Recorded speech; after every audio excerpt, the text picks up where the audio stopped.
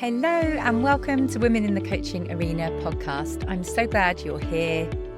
I'm Lott, a business mentor and ICF accredited coach, and I help coaches to build brilliant businesses.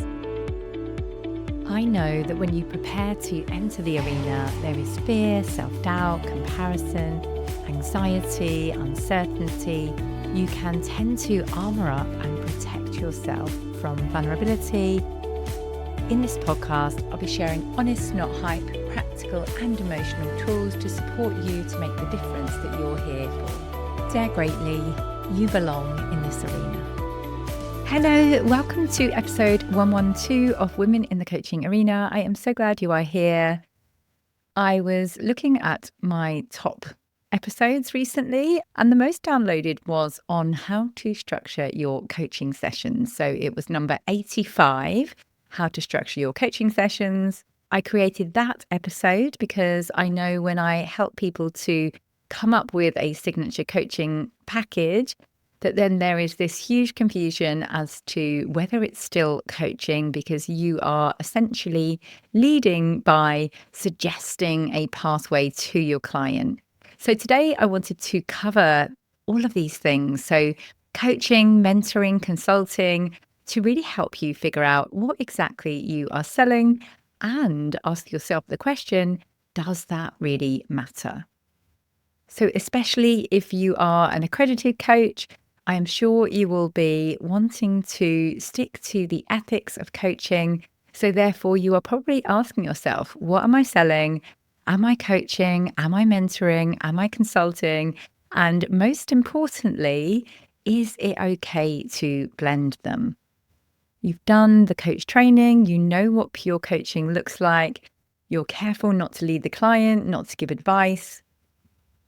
But then you start working with real people outside of your coach training and realize they're asking you for your thoughts, your expertise, your experience. And suddenly you're trying to say, oh, no, that's not what coaching is. This is how it works with coaching.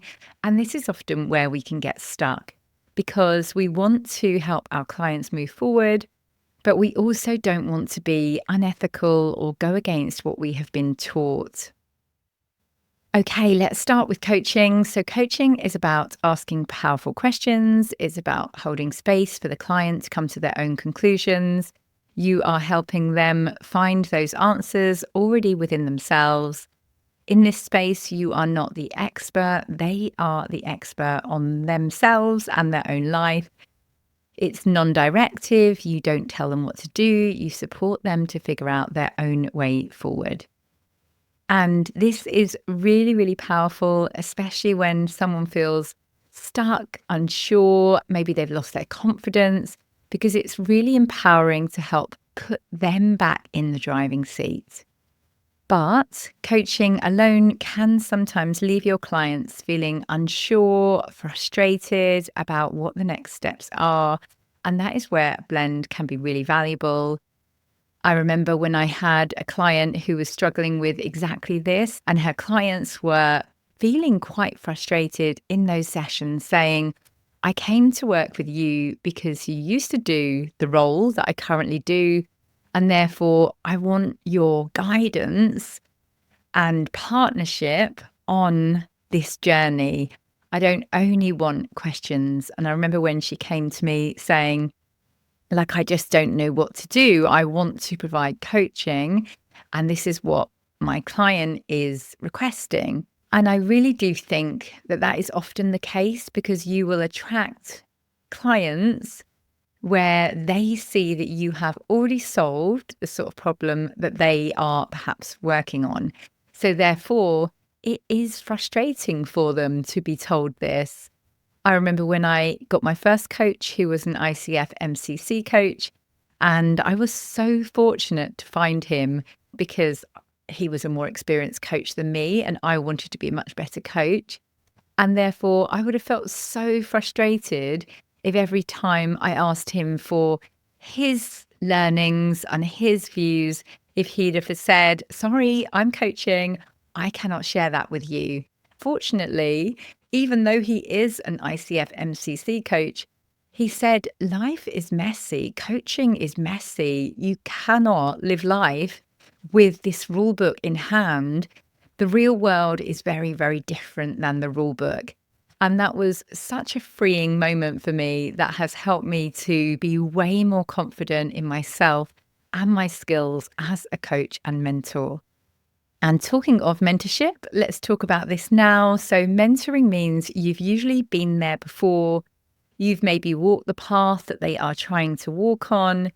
Usually you're saying, I've done this. Here's what worked for me. Take what resonates for you.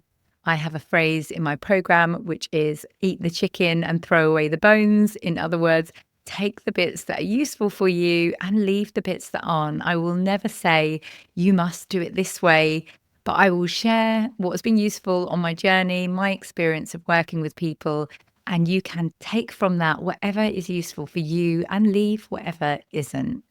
With mentorship, there is still lots of space for exploration. It's still a really supportive relationship. I remember being really excited when we were coming to the mentorship part of my coach training. And I was so surprised that the only difference in the ILM level 7 that I did was essentially coach as usual. And then at the end, if it's called mentorship, you can say, I've done something similar. Would you like to hear how it worked out for me, or something along those lines? And I expected it to be much more blended than the rulebook version of mentoring that I got taught.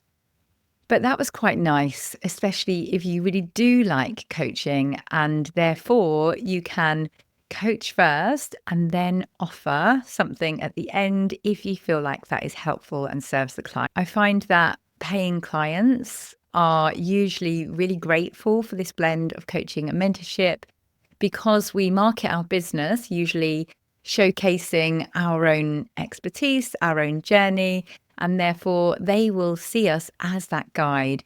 So like I mentioned earlier, it can be frustrating if we won't share anything at all that might be useful for that client. For example, if you are a career coach, you will know a lot better than an average client what sort of things will be useful for them to look at, because certainly when I came out of my job, I had no idea what strengths I had. I didn't even know what values were. So if I hadn't have had a coach to really help me along this journey to suggest, let's figure out your strengths, what's really important to you, let's work on your values, then I would have probably just applied for the same job that I'd always done, because I just didn't know that there was this exploration we could do together. So again, why it's so powerful for you to be able to take that person on a journey, because you've had time to think about what would be really useful for that person to explore. So it can still be coaching, but often if you've identified the things that would be useful for them, you may save them a lot of time in investigating, not really knowing what order to do things in. So often this blend is actually what your client wants when they buy from you. Okay, let's move on to consulting. So this is the expert insights. It's more directive. You are the expert in a particular subject area. You might come in, maybe you assess the situation, provide a exact strategy, recommendation, templates. You're thinking about, here is a step-by-step framework. Let me show you how I would do this thing. Here's the exact pitch deck to use. Consulting is really powerful. It saves people a lot of time. And here's the difference. In consulting, you are usually doing much more telling than listening. They are mostly hiring you to be told exactly what to do from your expert perspective. So, what are you actually doing? Most of us are doing a blend, and I genuinely believe that is okay. I think it becomes an issue when we're not clear on what we're offering, or we're afraid of what people might think. You can contract very clearly upfront when you know what that client wants. Maybe you will want to ask them, do they want pure coaching? Do they want a blend of coaching, mentorship, strategic partnership? You can ask them each time what would be most useful for them in the moment. Even if you are giving a signature coaching offer where maybe you have some sort of framework that you want to take your clients through, it can still be pure coaching. So, for example, when I did career coaching, I would often say, okay, so today we are due to be working on your strengths and identifying them, but what would be most useful for you? And then people may say, well, actually, I'm quite clear on my strengths. What I really need is this. And then we would work on that in the session. So it doesn't need to be rigorous. You will still always want to serve that client exactly where they are at. Sometimes, just to kind of tick off my own obsession about helping my clients get through the program, I maybe would pull out their strengths, for example, in that session, even if we were discussing something completely different.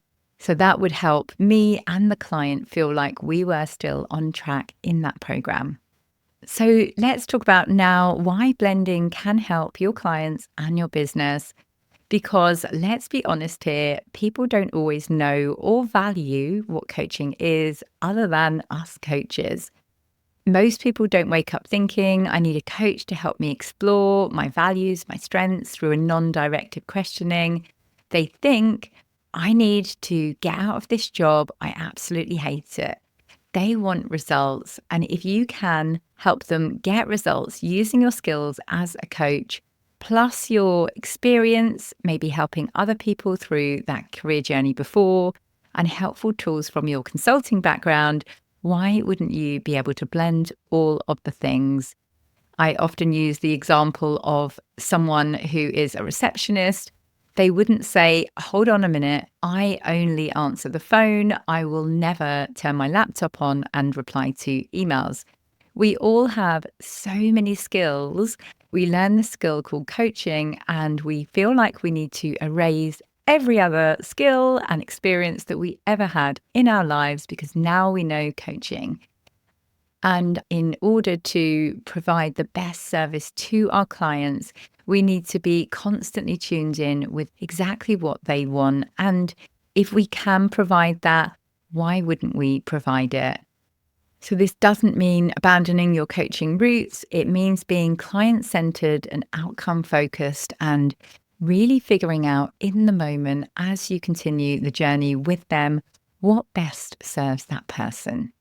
If you are wondering how to talk about this blend on your website or on sales or discovery calls, something like, I use a blend of coaching and mentoring, so I'll never give you cookie cutter advice.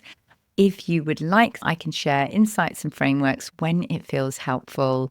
I am here to guide you, not to dictate, but you will never be left staring at a blank page, and I will be your thinking partner throughout this journey.